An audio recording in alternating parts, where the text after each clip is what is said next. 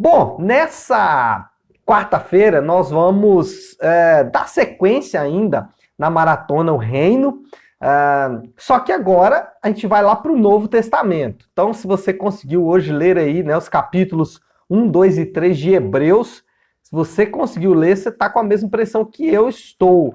Que coisa preciosa, que maravilha é esse livro, nessa carta, aliás, né, nessa carta aos Hebreus, especialmente o inicinho aqui da carta, capítulo 1, mas tem muita coisa boa. E o tema que eu quero falar hoje para vocês, dentro aí do nosso devocional, é socorro, auxílio, ajuda. E por que eu vou falar sobre isso? O livro, a carta aos Hebreus, eu vou confundir várias vezes, pessoal, então não se assustem não. Mas a carta aos Hebreus é considerada a carta das coisas superiores. Por que eu incluí a carta aos Hebreus na nossa maratona O Reino?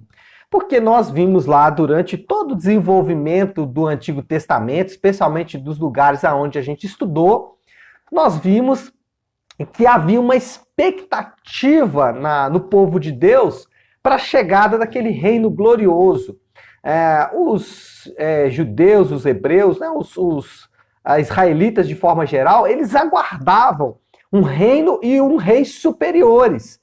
E com a queda que nós vimos ontem, definitiva, do Reino do Sul, depois já, 100 anos depois da queda do Reino do Norte, quando a gente percebe, quando os israelitas percebem que o reino que eles esperavam fosse glorioso, que o rei que eles esperassem fosse glorioso, não iria acontecer naquela perspectiva, eles caíram em desespero.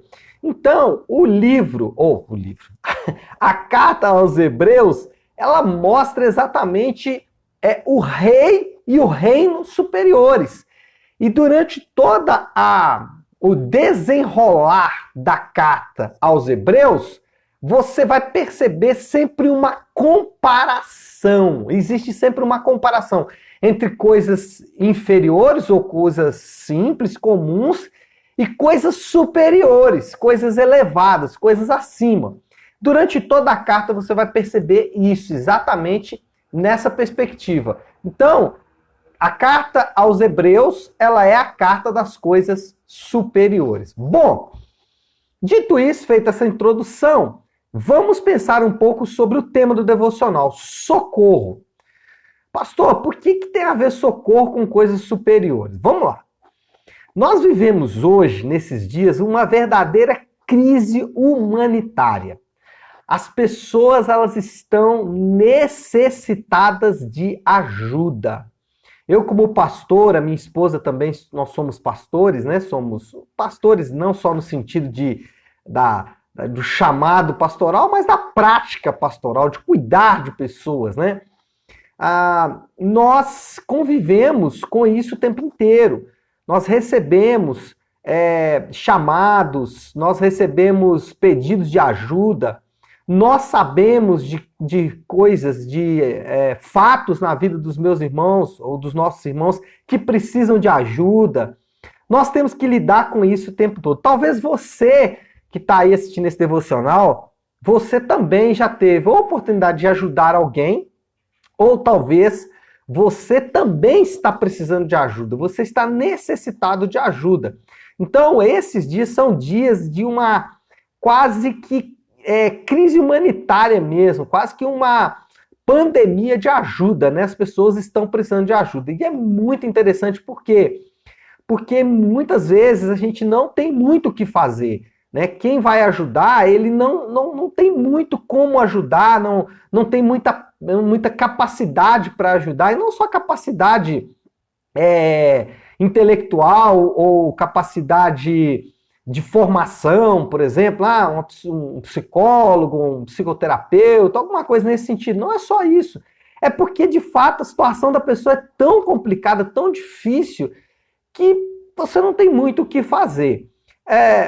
Vivemos esse momento, vivemos esse período, as pessoas estão necessitadas de ajuda. E não pensem vocês que essa ajuda é só material, não.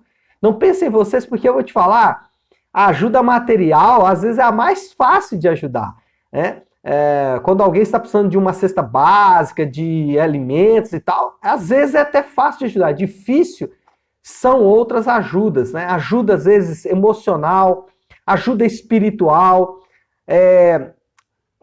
Pelo fato de a gente ter muito conteúdo na internet, as pessoas estão rasas espiritualmente, pior que se acham, né, as mais espirituais, as mais maduras, e aí não só não aceitam ajuda, como acham que não precisam de ajuda. Enfim, esse é o cenário. Estou tentando pintar um quadro aqui específico para vocês, para a gente poder entrar com alguma coisa aqui que eu chamo de coisas superiores. Lembra que Hebreus é a carta das coisas superiores. Bom, dito isso, pintado esse quadro da ajuda, talvez você que está aqui me assistindo precisa também de ajuda, talvez você tenha que ajudar alguém. Hebreus vai nos ajudar a lidar com essa questão. Como devemos lidar com essa necessidade, com esse socorro, com esse auxílio? Bom, Hebreus trata disso aqui no capítulo de número 3. Olha comigo aqui o versículo 12. Cuidado, irmãos, para que nenhum de vocês tenha o coração perverso e incrédulo que se afaste do Deus vivo. Como lidar com a questão da necessidade de ajuda? Primeiro, cuida de você mesmo. Cuida da sua vida. E aqui não é cuida da sua vida no sentido de dizer assim, cada um cuida da sua vida. Não. Sabe por quê, gente? Olha, se nós cuidássemos das nossas vidas, se você cuidar da sua vida, se você cuidar da sua vida financeira, com mordomia, se você cuidar do seu dinheiro com o temor e com o devido respeito e o devido cuidado que a vida financeira merece, você precisaria de menos ajuda. Se você cuidar da sua vida espiritual como a Bíblia diz que ela deve ser cuidada, se você cuidar da sua vida espiritual, se eu cuidar da minha vida espiritual como de fato ela precisa ser cuidada, nós precisaríamos de menos ajuda. Se você cuidar da sua vida emocional, da sua saúde emocional, da maneira que a Bíblia ensina, você não precisaria tanto de ajuda. Se você cuidar do seu corpo da maneira como a Bíblia diz, você precisaria menos de ajuda. O problema é que nós não queremos os princípios que a Bíblia estabelece. Por exemplo, com relação ao dinheiro. Nós não queremos tratar o dinheiro como ele deve ser tratado, mas nós queremos tratar o dinheiro como nós queremos tratar, o dinheiro como um Deus, como a saída final para todos os nossos problemas. Esses dias eu estava conversando com um amigo e esse amigo me contou uma história que me chamou muita atenção e eu queria rapidamente contar essa história para vocês. Esse amigo me disse que levou, né, o filho dele para visitar o seu avô e o avô mora numa fazenda. E aí o filho desse meu amigo, quando chegou na fazenda, ficou deslumbrado com a riqueza que as pessoas que moravam naquela fazenda tinham. O filho começou a falar, rapaz, a gente mora numa casa grande, mas comparado com isso aqui, a nossa casa é pequenininha. Quando ele olhou para a liberdade que as crianças lá da fazenda tinham para brincar, ele falou, rapaz, mas essas crianças são muito ricas, olha a liberdade que elas têm aqui para brincar. Quando ele olhou para diversidade, para facilidade com que as crianças da fazenda tinham para ingerir uma fruta, uma laranja, uma manga, enfim, estava tudo ali fácil. Aquele filho do meu amigo começou a expressar o quanto as pessoas da fazenda eram ricas. Só que aquele menino da fazenda também olhou para o filho do meu amigo com uma roupa bonita, com um carro bonito, com um sapato bonito, e ele fez a mesma reflexão. Como aquele garoto é bonito. Por que eu estou dizendo isso? Porque às vezes nós tratamos o dinheiro dessa forma. O dinheiro do outro, ou a condição do outro, se torna o meu ponto de referência. Eu começo a buscar não o que Deus tem para mim, mas eu começo a buscar o que o outro tem como se isso fosse a solução para os meus problemas. Nem sempre ganhar mais dinheiro vai ser a solução para o seu problema. Eu estou dando um exemplo da vida financeira porque nós, no Brasil, especialmente na região sudeste, nós quase idolatramos o dinheiro como se ele fosse a solução final para os nossos problemas. Mas quando você pega a forma como nós tratamos a família, a forma como nós tratamos a vida espiritual, a forma como nós tratamos as nossas emoções, a forma como nós tratamos a igreja, enfim, a forma como nós tratamos as benesses, as bênçãos que Deus nos dá, nós vamos perceber que nós estamos afastados do ideal bíblico. E o escritor de Hebreus, tratando das coisas superiores, ele diz, cuida da sua própria vida. Então, primeira lição aqui, cuida da sua vida.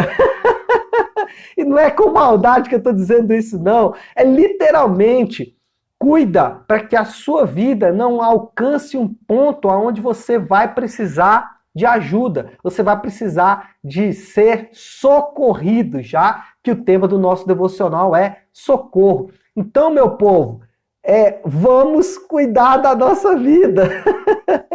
Vamos cuidar daquelas bênçãos que o Senhor tem nos dado. Segunda forma que o escritor da carta aos Hebreus nos ajuda a lidar com a questão do socorro. Versículo 12, então, ele diz, cuidado, irmãos.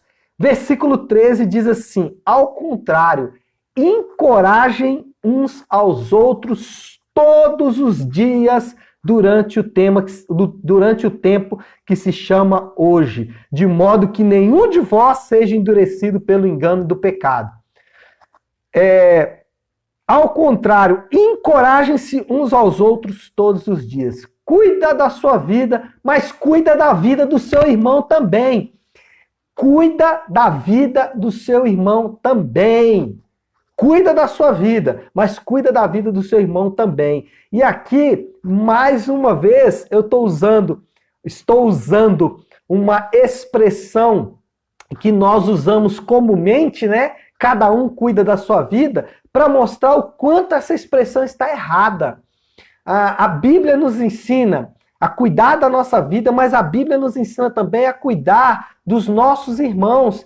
E esse é um princípio bíblico maravilhoso para o socorro. Muitas vezes você precisando de socorro, quando você vai ao socorro de alguém, você também é socorrido. Quando você sai da sua zona de conforto para ajudar alguém, você também é socorrido. Quando você se dispõe a compartilhar, e é como diz aqui o texto bíblico, encorajar os seus irmãos, você também recebe encorajamento. Então, nós temos uma crise humanitária muito porque todo mundo está olhando para o próprio umbigo, todo mundo está olhando para os próprios problemas. Nós não estamos de fato e verdadeiramente preocupados com os nossos irmãos. Nós não estamos de fato e verdadeiramente dispostos a nos envolver nos problemas dos outros, até porque nós temos os nossos próprios problemas. E com isso, nós geramos uma massa cada vez maior de pessoas que estão precisando de ajuda e que não encontram, um número pequeno de pessoas que estão dispostas a ajudar uns aos outros. Por quê? Porque vivemos, de fato, em uma cultura consumista, em uma cultura mercantilista, onde nós avaliamos prós e contras, e quando avaliamos prós e contras, o que a gente fala? Não, eu não posso ajudar ninguém porque eu também estou precisando de ajuda. Ora, se Paulo fosse pensar isso, ele não teria escrito as suas cartas na prisão. Paulo escreve a partir de uma prisão para falar de liberdade. Paulo escreve de uma prisão para falar de liberdade, gente. Paulo, no meio da sua necessidade, ele estava preocupado em ajudar os irmãos. Paulo, no meio das suas cadeias, ele estava preocupado em encorajar os irmãos. Então, cuida da sua vida, mas cuida da vida dos seus irmãos também. E não da forma pejorativa, né? Mas sim da forma de fato, da forma efetiva. E aqui, gente, eu poderia citar vários exemplos de como você pode fazer isso. Hoje, nós temos uma facilidade de comunicação muito grande. Então, uma mensagem, né, pelos aplicativos de mensagem, né, WhatsApp, Telegram, os próprios directs, né, dos canais de redes sociais. Enfim, nós temos tantas ferramentas para cuidar uns dos outros, não é isso? Então, vamos fazer o que o texto bíblico nos indica. Como lidamos com essa questão aí das coisas superiores? E aí, para finalizar, eu quero deixar esse ensinamento. Como lidamos aí com essa quase que crise humanitária da necessidade de ajuda das pessoas? Primeiro, cuidando de nós mesmos, obedecendo ao Senhor nos princípios bíblicos e cuidando dos nossos irmãos, cuidando daqueles que estão próximos de nós, porque as demandas são grandes e se todo mundo ajudar, a tarefa vai ser reduzida, vai ser mais fácil. Agora, por que devemos fazer isso? E aí eu quero encerrar lendo esse versículo do porquê devemos fazer isso. Versículo de número 14. Versículo 12.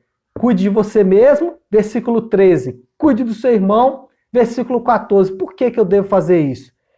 Pois passamos a ser participantes de Cristo. Porque somos participantes de Cristo.